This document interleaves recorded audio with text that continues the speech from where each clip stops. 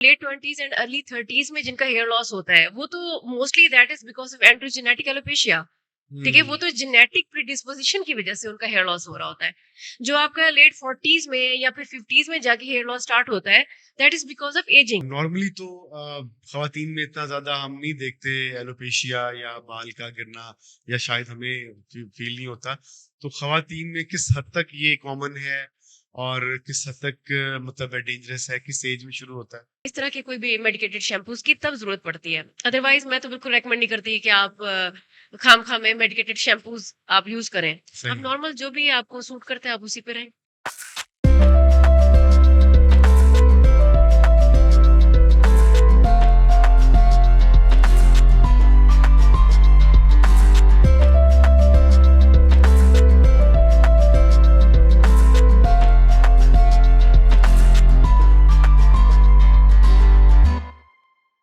अस्सलाम वालेकुम।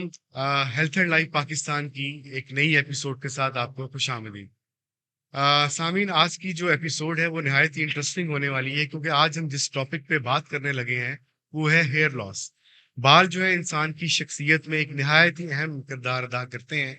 बल्कि उर्दू अदब को अगर आप पढ़ें तो उसमें तो जो जुल्फ़े हैं, महबूब की जुल्फ़े, उस पे तो बहुत सारी गज़लें और नज़्में शायरों ने लिखी हैं। तो आपके बाल, आपकी शख्सियत, आपके कॉन्फिडेंस, आपकी ओवरऑल पर्सनैलिटी में एक निहायत ही अहम रोल प्ले करते हैं, वो चाहे मर्द हों या ख़वातीन हों। आज इस टॉपिक क्योंकि बालों का गिरना आपकी शख्सियत पे निहायत ही मनफ़ी तरीके से असरअंदाज़ हो सकता है। तो आज इस टॉपिक को डिस्कस करने के लिए आज हमने अपने स्टूडियो में एक निहायत ही इम्पोर्टेंट गेस्ट को दावत दी है, जो कि इस टॉपिक के ऊपर बड़ी महारत रखती हैं और बहुत सारे जो पेशेंट्स को वो अब तक ट्रीट कर चुकी हैं। तो हम वेलकम करते हैं अपने स्टूडियो में डॉक्टर खतीजा किरण को। कैसी हैं आप? जी अल्हम्दुलिल्लाह मैं ठीक हूँ। Welcome to our studio. Thank you. Doctor Khatija Kiran Nazreen consultant dermatologist हैं और American board certified aesthetic physician हैं और लाहौर के अंदर ग्लैमअप के नाम से अपना क्लिनिक भी रन करती हैं। तो आज हम इनसे डिटेल से बात करेंगे हेयर लॉस के ऊपर। डॉक्टर साहिबा, ये बताइए कि हेयर लॉस बेसिकली होता क्या है? देखिए 50 से 100 तक बाल अगर गिरते हैं डेली बेसिस पे तो दैट्स क्वाइट नॉर्मल। अच्छा। अगर इससे ज्यादा बाल आपके गिरना शुरू हो जाते हैं, नहाने के साथ आपके बाल हाथ में आ जाते हैं, पूरा का पूरा बाल आपका हाथ में आ जाता है, हुँ। या जैसे हम सोकर उठते हैं जी, जी। और तब तक क्या हमारा भरा होता है, then we can say that हम मैसिव हेयर फॉल हम एक्सपीरियंस कर रहे हैं। अच्छा, तो ये हेयर लॉस जो है मर्दों और औरतों दोनों में होता है? जी एग्जैक्टली exactly. ये मर्दों में भी होता है, औरतों में भी होता है, इवन बच्चों में भी होता है। अच्छा, अच्छा। जी। अच्छा, तो मर्दों में जो हेयर लॉस है वो हम ज़्यादा कॉमनली देखते हैं, ज़्यादा उसकी क्या कहते हैं मशहूरी भी होती है, हम बोर्ड्स भी देखते हैं, बड़े-बड़े बिल बोर्ड्स कि मर्दों में हेयर ट्रांसप्लांट और ये सारा। मर्दों में क्या वजूहात है हेयर लॉस की और ख़वातीन में क्या वजूहात है? दोनों को हम सेपरेटली अलग-अलग अगर आप इलैबोरेट कर दें। जी, मर्दों में जो सबसे कॉमन कॉज है दैट इज एंड्रोजेनेटिक एलोपेशिया, जो हेरिडिटरी होता है, जेनेटिक प्रीडिस्पोजिशन की वजह से होता है। फैमिली में रन कर रहा होता है तो जो मेल्स होते हैं वो भी कैरी करते हैं, और ये आपका मिटरनल साइड से आता है, नॉट फ्रॉम पैटर्नल साइड। आपके मामू गंजे हैं तो काफी हद तक चांस है कि आप भी गंजे हो सकते हैं। और जो फीमेल्स हैं उसमें तो वो तो हार्मोन इन्फ्लुएंस भी है हेयर लॉस, एनवायरमेंटल इन्फ्लुएंस भी है, आपकी न्यूट्रिशनल डेफिशिएंसी की वजह से भी हो सकता है। So there are multiple causes. अच्छा डॉक्टर साहब, मर्दों में जो हेयर लॉस है, एक तो आपने बताया कि ज्यादातर जेनेटिक्स की वजह से होता जी। है और आपकी अगर मदर साइड से अगर जो है इस किस्म की चीजें हों तो वो ट्रांसफर होती हैं ज्यादातर एग्जैक्टली। जीन्स के अंदर। अ, इसके अलावा जेनेटिक्स के अलावा मर्दों में क्या ऐसे फैक्टर्स हो सकते हैं जो कि हेयर लॉस का सबब बन सकते हैं? देखिए लाइफस्टाइल जी, जी। बहुत बड़ा फैक्टर है। इसके अलावा न्यूट्रिशनल डेफिशिएंसी, जिसमें कि हम्म। प्रोटीन की कमी, आयरन की डेफिशिएंसी, विटामिन डी की डेफिशिएंसी। उसके अलावा सर्टेन डिजीजेस है, जैसे कि थायराइड डिसफंक्शन। आप सही। हाइपोथायराइड है या हाइपरथायराइड, तो दोनों सूरतों में हेयर लॉस आप एक्सपीरियंस कर सकते हैं। और इससे ज्यादा जो बड़ी कॉज है मर्दों में, ड्यू टू स्मोकिंग, अच्छा। हाँ, और जो ओके। जी, और हेयर स्टाइलिंग जो करते हैं आजकल तो बहुत कॉमन है तो मेल्स हम में। क्या हेयर स्टाइलिंग छोड़ दें? लेकिन कम करते हैं। कुछ ऐसे आई मीन जैसे हेयर स्ट्रेटनर्स यूज़ करते हैं या ब्लो ड्रायर्स यूज़ करते हैं, तो हीट जो होती है वो डैमेज करती है हेयर को। सही। तो मर्दों का जो हार्मोन है टेस्टोस्टेरोन हार्मोन, वो जी, तो जी। वैसे ही अगेंस्ट है ना बालों के। तो जब आप being a male you have to be very careful. तो आपको इस तरह की चीज़ों से अवॉइड करना होता है। हुँ। सो अच्छा किस एज में जाके नॉर्मली देखा गया कि मर्दों में बाल गिरना शुरू होते हैं? आपकी जी, जी। लेट 20s से लेके अर्ली 30s। अच्छा, जी। इस जिनमें बाल्डनेस होनी होती है, इस एज से हाँ ब्रैकेट जी, में इसमें स्टार्ट हो जाता है, पता चल जाता अच्छा, है कि इसने अल्टीमेटली गंजा हो जाना है। अच्छा, अच्छा, अच्छा। जी। अच्छा जो लेटर स्टेज में 50s-60s में जाके होता है, वो नेचुरल है? सारा ही नेचुरल ही है। अच्छा। अम, नहीं अल कुछ लोग हमने देखा है कि बहुत जल्दी जवानी में ही गंजे हो जाते हैं वो और कुछ जब लोग 50-60s में जाके होते हैं, कुछ लोगों के 70s तक भी बाल सही रहते हैं। जी, जो अर्ली 20s जो late 20s and early 30s में जिनका हेयर लॉस होता है, वो तो mostly that is because of androgenetic alopecia. ठीक है? वो हुँ, तो जेनेटिक प्रीडिस्पोज़िशन की वजह से उनका हेयर लॉस हो रहा होता है। जो आपका लेट 40s में या फिर 50s में जाके हेयर लॉस स्टार्ट होता है, that is because of ageing. अच्छा, एज के साथ हेयर थिनिंग स्टार्ट हो जाती है ना, और हेयर फॉलिकल की वो हेल्थ भी नहीं रहती। अच्छा सही सो है, सही है। अच्छा, आगे फिर हम पूछेंगे कि कैसे इसको हम ट्रीटमेंट कर सकते हैं। आपने कहा बच्चों में भी हेयर लॉस होता है, वो उसको थोड़ा एक्सप्लेन करें उनमें कैसे हो सकता है? जी, जो बच्चे हैं उनमें एलोपेशिया एरियाटा हाँ, हाँ। ऑटोइम्यून डिजीज़ है, जिसमें ये होता है कि अ, गलती से जो हेयर जो बच्चों के जो बाल होते हैं, उनके अगेंस्ट एंटीबॉडीज़ बॉडी खुद ही बनाना शुरू कर देती है। हुँ, हुँ, तो उसकी वजह से पैचेस बन जाते हैं, सर्टेन पैचेस बन जाते हैं राउंड शेप में, जहाँ पे जिसको हम बाल जड़ भी कहते हैं। हुँ, हमारी ज़बान में उर्दू ज़बान में हम उसको बाल जड़ भी कहते हैं। तो बच्चों में जो हेयर लॉस होते हैं, वो ज़्यादातर एलोपेशिया एरियाटा की फॉर्म में होता है। इसके अलावा जो इन्फेंट्स होते हैं, न्यूबॉर्न्स होते हैं, उनमें क्रिप फ्रिक्शन की वजह से हो जाता है। क्रिप फ्रिक्शन मतलब कि उनका बाल इतना फ्रेजाइल होता है, तो जब वो जो पिलो होता है, उसके साथ जब उनका फ्रिक्शन होती है ज़्यादा, तो उससे भी वो बाल टूटना शुरू हो जाते हैं। सही, सही। तो ये 2 रीज़न्स हैं। अच्छा, तो ख़वातीन की तरफ आते हैं। जी। नॉर्मली तो ख़वातीन में इतना ज़्यादा हम नहीं देखते एलोपेशिया या बाल का गिरना या शायद हमें फ़ील नहीं होता। तो ख़वातीन में किस हद तक ये कॉमन है और किस हद तक मतलब डेंजरस है, किस एज में शुरू होता है? देखिए फीमेल्स को इक्वली अफेक्टेड है अच्छा। आजकल तो, हुँ, ड्यू टू लाइफस्टाइल, जो डाइटरी हैबिट्स है उनकी वजह से। सबसे ज्यादा जो फीमेल्स में जो कॉमन कॉज है फॉर हेयर लॉस, वो है पीसीओएस, अच्छा। Polycystic ovarian syndrome. एक होता है पॉलीसिस्टिक ओवेरियन सिंड्रोम, जो कि अल्लाह ने आपको दे दिया, मतलब आप उस बीमारी के साथ पैदा होते हैं। एक होता है पीसीओडी, पॉलीसिस्टिक ओवेरियन डिजीज, जो कि हम खुद अपने लाइफस्टाइल की वजह से, अपने डाइटरी हैबिट्स की वजह से हम खुद डेवलप कर लेते हैं। उसमें बेसिकली ये होता है कि जब हम जंक फूड खाते हैं, इंसुलिन रेजिस्टेंस डेवलप होती है, आपकी जो अंडादानी होती है उसके ऊपर चर्बी की तह आ जाती है, तो उसमें ये होता है कि जो फॉलिकल्स होते हैं, जो एग्स होते हैं, वो रिलीज नहीं होते। सो उससे इंसुलिन रेजिस्टेंस होती है और उसकी वजह से हेयर थिनिंग, और उसके साथ जो और एक्नी और इस तरह की चीजें फीमेल्स जो है वो एक्सपीरियंस करती हैं। हुँ, तो major cause of major. PCOS और जी। उससे रिलेटेड चीज़ें हाँ, हैं। और सेकंड जो उसके बाद जो सेकंड नंबर पे जो कॉज आता है वो है आयरन डेफिशिएंसी। आपको पता है अच्छा। पाकिस्तान में specially hmm, every third woman is iron deficient, you know. Okay. तो उसमें ये है कि iron deficiency is the major cause for अच्छा, हेयर लॉस। जी। ओके। इसके अलावा हार्मोन इन्फ्लुएंस भी है, लाइक प्रेगनेंसी में तो बाल बहुत अच्छे हो जाते हैं, लेकिन आफ्टर बर्थ उसमें भी हार्मोन इन्फ्लुएंस्ड होता है कि बालों की बहुत सारी शेडिंग स्टार्ट हो जाती है due hmm, to hmm, hormone fluctuation. तो उसमें ये होता है कि फॉर 6-9 मंथ्स बाल बहुत बुरी तरीके से शेडिंग होती है बालों की। सही। और इसके अलावा जो मेनोपॉजल वुमेन होती हैं, उसमें भी हार्मोन की फ्लक्चुएशन की वजह से estrogen level and progesterone level वो बहुत हद तक कम हो जाता है। सही है। उसकी वजह से भी हेयर लॉस, उसमें ये होता है कि हेयर थिनिंग स्टार्ट हो जाती है। हाँ, हाँ। हेयर लॉस तो इस तरह ज्यादा नहीं होता, लेकिन बाल इतने कम लगना शुरू हो जाते हैं ड्यू टू हेयर थिनिंग। हाँ, हाँ। एक एक बाल पतला होना शुरू हो जाता है और हेयर फॉलिकल्स की हेल्थ भी कम हो जाती है। सही, तो सही। अच्छा, किस एज में ज़्यादातर ख़वातीन में ये चीज़ें स्टार्ट होती हैं या any as? Polycystic ovarian syndrome है तो वो तो अर्ली टीन एज में ही वो स्टार्ट एक्सपीरियंस करना शुरू कर देगी फीमेल। हाँ, पीसीओडी है वो हमने ज्यादा एक्सपीरियंस की है कि आफ्टर मैरिज अच्छा। वो ज्यादा जंक फूड खाना और जो है सेडेंटरी लाइफस्टाइल, हाँ। आप ज्यादा हिलते नहीं है, मोबाइल पे सारा दिन लेटे हुए हैं, हुँ। तो उसमें आप पीसीओडी डेवलप कर लेते हैं और फिर it ultimately leads to hair loss hmm. And other issues as well. सही। अच्छा, थोड़ा-सा लाइफ़स्टाइल पे बात करते हैं क्योंकि जेनेटिक्स पे तो हो गया, चले वो तो इंसान के कंट्रोल में नहीं है कि आपने जिस आपके ख़ानदान में ये चीज़ चल रही है। लाइफ़स्टाइल अब बहुत एक मेजर फैक्टर बनता जा रहा है इस तरह की बीमारियों में। तो लाइफ़स्टाइल में ऐसी कौन-सी आदत हैं जो आप देखती हैं जो इसका सबब बनती हैं? इसको कैसे हम इम्प्रूव करें? क्या-क्या चीज़ें हैं जिनको कि हमें अवॉइड करना चाहिए? इस पे थोड़ा-सा आप हमें हमारे देखने वालों को बताइएगा। देखिए लाइफस्टाइल में तो सबसे पहले जैसा कि मैंने आपको बताया कि डाइटरी हैबिट्स डाइटरी सबसे हैबिट्स। इम्पोर्टेंट है।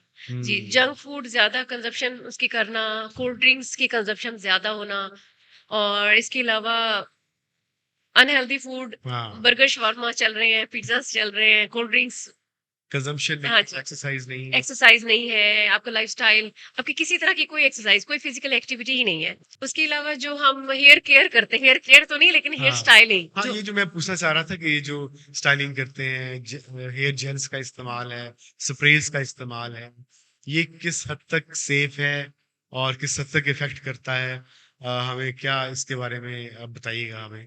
देखिए हेयर जेल्स एंड स्प्रेज जो हेयर स्टाइलिंग के लिए होते हैं वो दैट आर नॉट सेफ, हुँ। क्योंकि देखिए केमिकल इंजरी तो होती ही होती है ना। जी, जी।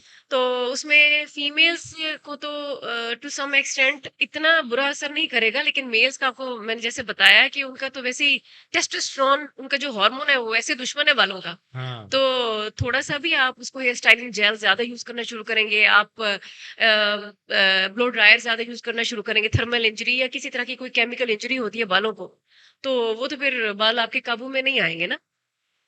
सो हम ये एडवाइस करते हैं कि हेयर स्टाइलिंग कम ही यूज करें, ये जेल्स है या फिर मतलब ओकेजनली यूज आप करें। चाहती हैं मर्द अच्छे नज़र ना आएँ? नहीं, अच्छे नजर आए लेकिन ओकेजनली अच्छे नजर आए। ये सारी चीज़ें ख़वातीन के लिए है बस। जी, अल्लाह ने ऐसे ही बनाया है।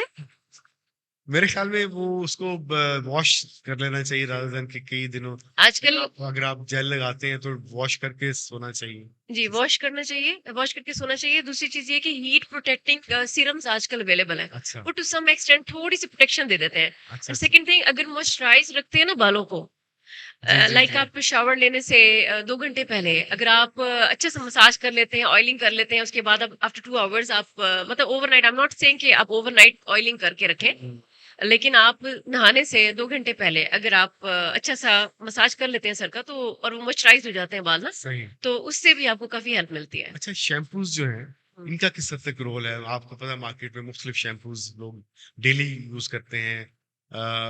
इसमें क्या मेडिकेटेड कोई शैम्पू यूज़ करना चाहिए या नॉन मेडिकेटेड यूज़ करना चाहिए? डैंड्रफ का किस हद तक रोल है? तो ये भी ज़रा बताइएगा हमें। डैंड्रफ का बहुत मेजर रोल है, specially in males hair loss. हुँ, वो बेसिकली ऐसा होता है कि जब डैंड्रफ होती है जिसको हम सीबोरिक डर्मेटाइटिस कहते हैं, ठीक है? उसमें ये होता है कि वो हेयर फॉलिकल जो है, वो बालों की जो जड़ है उसको वो खाना शुरू कर देती है। तो उसका ट्रीटमेंट तो मस्ट है। अगर उसका ट्रीटमेंट किए बगैर आप हेयर लॉस को कंप्लीटली क्योर कर नहीं सकते। अच्छा। आप जो शैम्पूज़ होते हैं मार्केट में, वो जी। उनके बारे में बताइएगा कि कौन-सा शैम्पू बेहतर है? कौन-सी ऐसे इंग्रीडिएंट होने चाहिए? मेडिकेटेड शैम्पू यूज़ करना चाहिए, जिससे हेयर लॉस जी। देखिए डर्मा में हमारा एक ही रूल है कि आपको जो प्रोडक्ट सूट कर गई हैं, just stay stick to that. Okay, okay, you don't need to change every other day, अच्छा। आपको जो शैम्पू सूट कर रहा है आप उसी पे ही कंटिन्यू, उसी को ही कंटिन्यू करें। हाँ, अगर आपको कोई इस तरह की कोई कंडीशन हो जाती है, लाइक आपको सिबोरिक डर्मेटाइटिस हो गया, डैंड्रफ हो गया, तो उसमें फिर हम आपको डैंड्रफ के लिए कीटोकोनाजोल शैम्पूज हम मोस्टली देते हैं, या इस तरह के कोई भी मेडिकेटेड शैम्पूज की तब जरूरत पड़ती है। अदरवाइज मैं तो बिल्कुल रेकमेंड नहीं करती कि आप खाम खा में मेडिकेटेड शैम्पूज आप यूज करें। आप सही। नॉर्मल जो भी आपको सूट करता है आप उसी पे रहें। सही, सही। और डेली शैम्पू करना routine is it good for hair health या इसको ऑल्टरनेट करना चाहिए इसको कैसे? ऑल्टरनेट करना चाहिए। अच्छा, डेली बेस पे आपको पता है वो आपके स्कैल्प का मॉइस्चर ही खत्म हो जाता है ना, अच्छा, आपको डेली उसको वॉश करने से। हाँ, लेकिन ये है कि keep your head clean, okay. साफ होना चाहिए। हाँ, जैसा कि मैंने आपको बताया कि ओवरनाइट आपको ऑयलिंग नहीं करनी चाहिए। अब बात करते हैं थोड़ा-सा हमने वजूहात पे काफ़ी डिटेल से बात कर ली कि क्या-क्या रीज़न्स हैं हेयर लॉस की, जेनेटिक्स हैं, लाइफ़स्टाइल है, हमारी डेली रूटीन है, मुख्तलिफ चीज़ें हैं। अ, अगर बाल अब गिरना शुरू हो गए हैं और उसको फिर अब कैसे बचाया जा सकता है? इसके बारे में मुझे हमें बताइएगा कि गिरते हुए बालों को कैसे रोक सकते हैं? हुँ। देखिए, सबसे पहले तो ये है कि एज़ सून एज़ आपका हेयर फॉल स्टार्ट होता है, जी, आप जब नोटिस करना शुरू करते हैं कि हाँ, आपके 50 से 100 बाल से ज़्यादा आपके बाल गिरना शुरू हो शुरू गए हैं, या फिर आप पकड़ते हैं बाल इतना वीक हो गया कि वो हाथ में आ जाता है, जी, थोड़ा-सा ब्रश करते हैं उससे हाथ में आ जाता है। जी, जी, तो then you have to be careful, आप ओके, डर्मेटोलॉजिस्ट को विज़िट करें। सही, और जब वो हमारे पास पेशेंट्स आते हैं तो सबसे पहले तो हम तो उसका कॉज़ देखने की कोशिश करते हैं। ठीक है, ठीक है? उसमें कुछ बेसिक टेस्ट होते हैं, जो कि हम करवाते हैं। एक है सीरम फेरेटिन लेवल, एक है सीरम विटामिन डी3 लेवल और एक है थायराइड प्रोफाइल। ये 3 टेस्ट हम करवाते हैं। अगर फेरेटिन लेवल कम होगा तो बेसिकली ये प्रोटीन होती है जो कि आयरन को कैरी करती है। तो ओके, उसमें हम आयरन जो है उससे हम उसको कंपनसेट करने की कोशिश करते हैं, आयरन देते हैं पेशेंट को। सही, विटामिन डी3 लेवल कम, आजकल वैसे मैंने देखा है कि males almost 90% males are vitamin D deficient. Hmm, specially जो पोस्ट कोविड जो है ना, जब हम इंडोर में ही रहे ना, तो जी, उसके जी, बाद से तो every other male is vitamin D deficient. अच्छा, तो विटामिन डी3 का टेस्ट हम करवाते हैं और वो जब करवाते हैं तो कम ही निकलता है। तो उसमें फिर हम विटामिन डी के सप्लीमेंट्स देते हैं।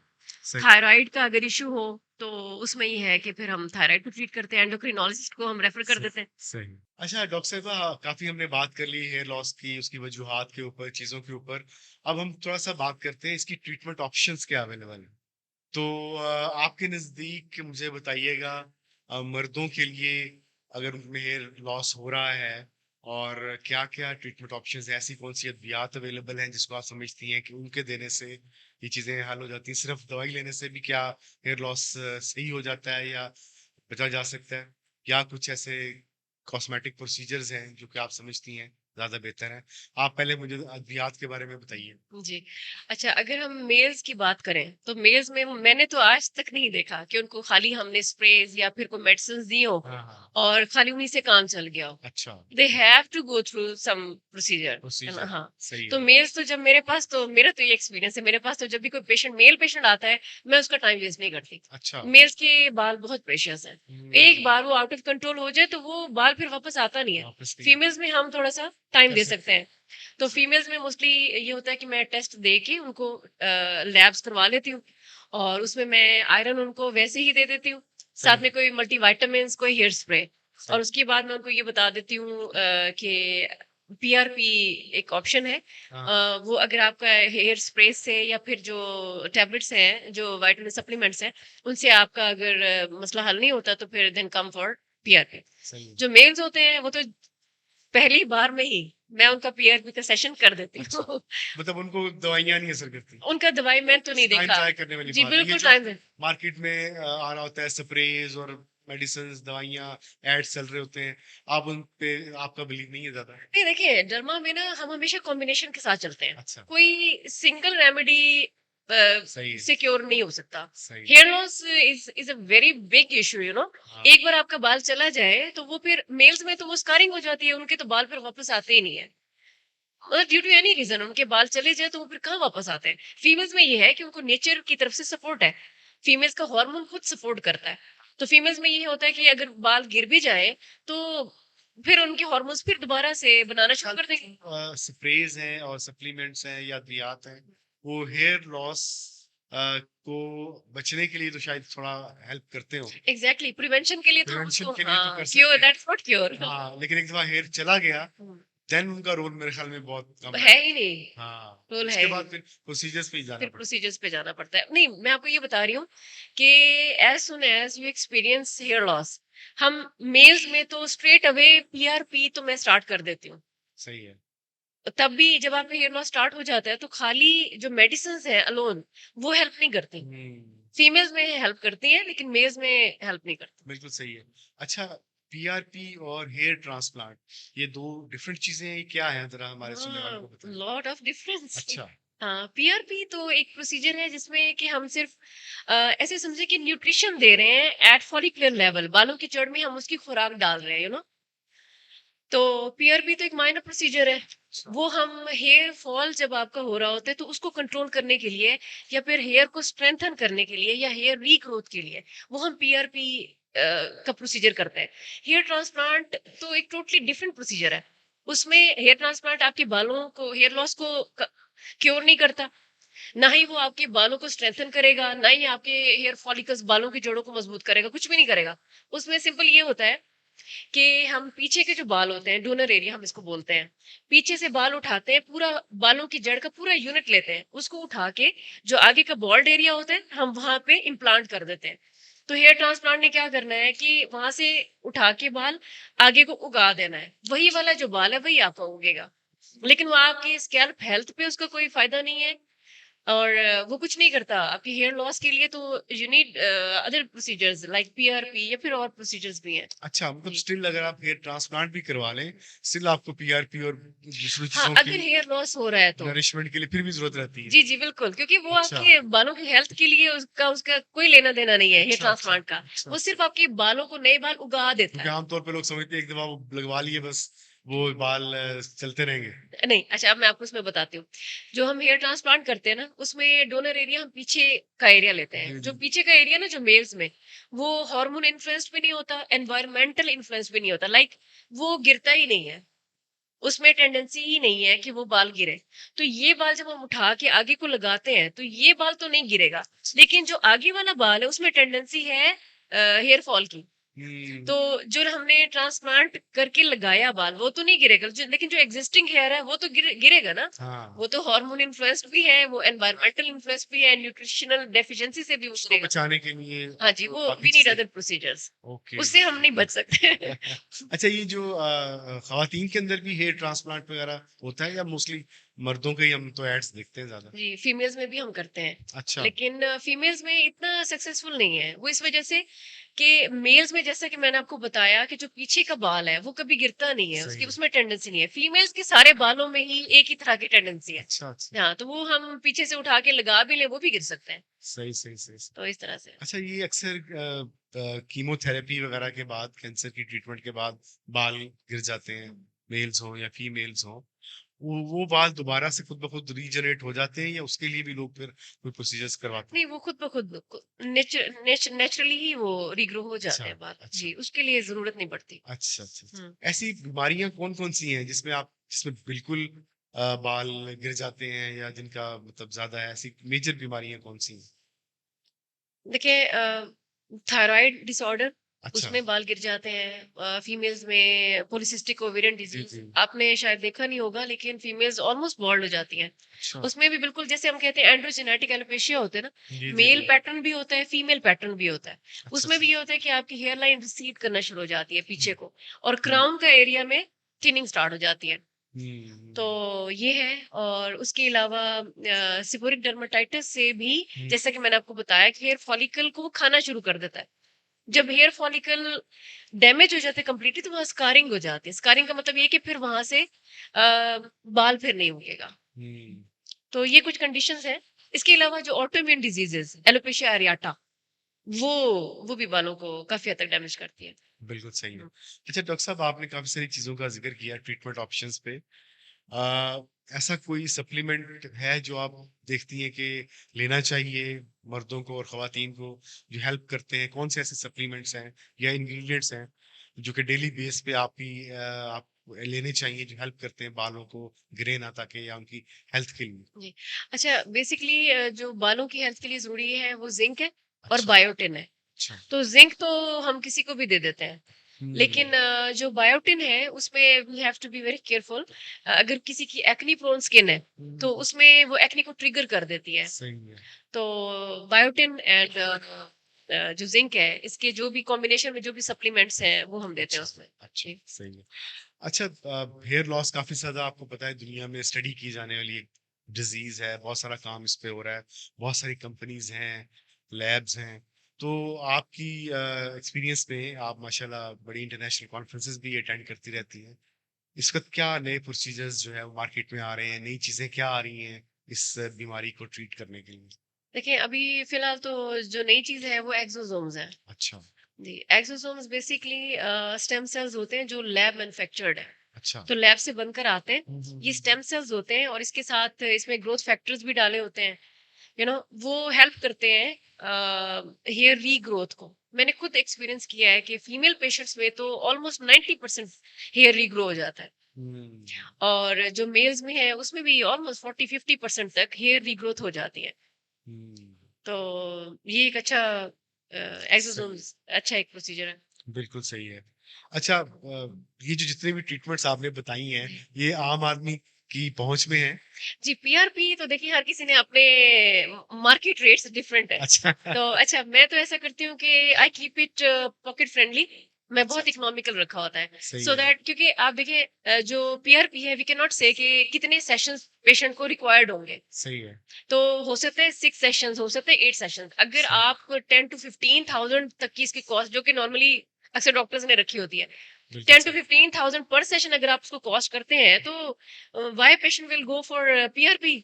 वो तो फिर एक्सोसोम्स करा ले, वो फिर हेयर ट्रांसप्लांट की तरफ चला जाए और उसके उसका तो लाखों में हो जाएगा ना, एक्सपेंस चला जाएगा। बिल्कुल सही। So it depends. अच्छा, तो काफी डॉक्टर्स हैं जो इसको इकोनॉमिकल रखते हैं पीआरपी क्योंकि एक माइनर प्रोसीजर है क्योंकि एक्सोसोम। आम तौर पे लोगों की माइंड में यही है कि ये एस्थेटिक प्रोसीजर्स हैं, बहुत एक्सपेंसिव हैं, चीज़ें होंगी, बहुत सारे लोग जाते ही नहीं है इस चक्कर में, नहीं, दिखाते हैं अब ऐसा डॉक्टर्स। नहीं है।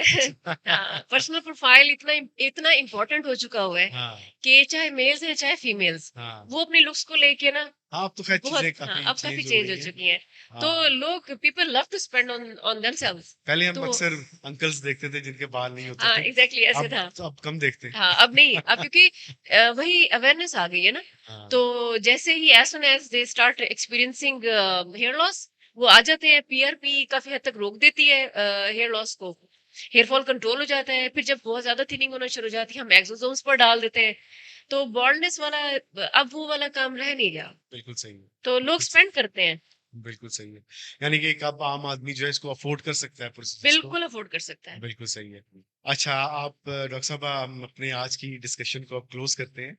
आप कोई अपनी मैसेज देना चाहें अपने ऑडियंस को, पेशेंट्स को और जो लोग इस बीमारी से इस वक़्त फ़ाइट कर रहे हैं, उनके लिए कोई अच्छा आप मुफ़ीद मशवरा देना चाहें?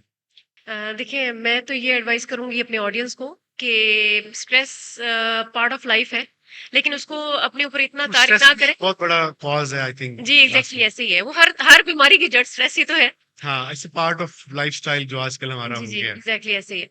तो स्ट्रेस जितना कम हो सकता है अपने ऊपर तारी ना करें। हुँ, तो हुँ। और साथ में ये है कि जो आप डिफरेंट इन्फ्लुएंसर्स को देख के सोशल मीडिया हाँ, पर चीजें देख के आप ये खुद से रेमेडीज ट्राई ना किया करें, क्योंकि हाँ। Not everything is for everybody. बल्कि जो घरेलू टोटके हैं, इसके बारे में भी बताइएगा बहुत सारे चलते हैं और लोग ट्राई करते हैं। जी, हेयर हेयर के लिए जो घरेलू टोटके हैं ना, वो हम भी रेकमेंड करते हैं। अच्छा, हाँ, जैसे वो जिस तरह के भी घरेलू टोटके हैं वो नुकसान नहीं पहुंचाते। सही है, सही है। तो अच्छे हैं, सही है हाँ, वो। लेकिन वो जो जिस तरह से एक हाइप क्रिएट हो जाती है ना, हाँ। सर्टेन शैम्पूज हैं जी, सारे वही लगा रहे हैं। सोशल अच्छा, मीडिया इन्फ्लुएंसर्स का बड़ा रोल है इसमें कि बिल्कुल वो जो चीज़ देख ली इंस्टाग्राम पे इन चीज़ों पे फिर वो लोग फॉलो करना शुरू कर देते हैं। एग्जैक्टली। तो इसको अंधाधुंध फॉलो ना करें। हाँ, अगर आपको कोई प्रॉब्लम हो रही है, आपको हेयर लॉस हो रहा है, तो प्लीज जाके अपने डॉक्टर को एग्ज़ैक्टली। जाके दिखाएं। हाँ, और so that as soon as possible आप जो है ना उसको क्योर की तरफ लेकर आए, बिल्कुल क्योंकि सही बाल है, बहुत प्रेशियस है भाई। बिल्कुल सही है। तो वंस यू लूज इट तो आपकी सारी पर्सनैलिटी ही खराब हो जाती है। Exactly, exactly. और दैट्स इट। खुश रहे, खुशियां बांटे। चलिए thank you very much doctor साहिबा आज आपके आने का हमारे स्टूडियो में और इस टॉपिक के ऊपर बात करने का इंशाल्लाह हम आपको दोबारा भी इनवाइट करेंगे किसी और टॉपिक के ऊपर किसी और चीज़ पे बात करेंगे और होप कि आज की डिस्कशन का हमारे सुनने वालों को फायदा होगा और thank you very much again तो सामीन आपको आज की हमारी डिस्कशन अच्छी लगी होगी डॉक्टर साहबा ने बड़ी चीज़ों पे बात की इसकी हेयर लॉस क्यों होता है इसकी वजूहात पे बात की फिर इसकी डिफरेंट जो ट्रीटमेंट ऑप्शंस अवेलेबल हैं उन पे हमने बात की कि बिल्कुल अफोर्डेबल हैं आप लोग बिल्कुल उस पे ना घबराएं अपने डॉक्टर से बिल्कुल रुजू करें और जो भी जब भी आप एक्सपीरियंस करें कि आपको हेयर लॉस हो रहा है तो फौरी तौर पे डॉक्टर से रजू करें ताकि उसका कोई ना कोई इफेक्टिव क्योर जो है टाइमली बेसिस पे किया जा सके। हम डॉक्टर साहबा के भी मशहूर हैं। हम आप डॉक्टर साहबा से आप राब्ता करना चाहें तो आप हमारी डिस्क्रिप्शन में हमसे राब्ता करें या हमारी वेबसाइट www.healthandlife.com.pk पे राब्ता करें। हम आपको डॉक्टर साहबा का कॉन्टैक्ट डिटेल्स, उनके क्लिनिक और सारी चीज़ें देंगे ताकि आप लोग उनसे राब्ता कर सकें। Thank you very much. Keep watching Health and Life Pakistan and stay tuned. Thank you.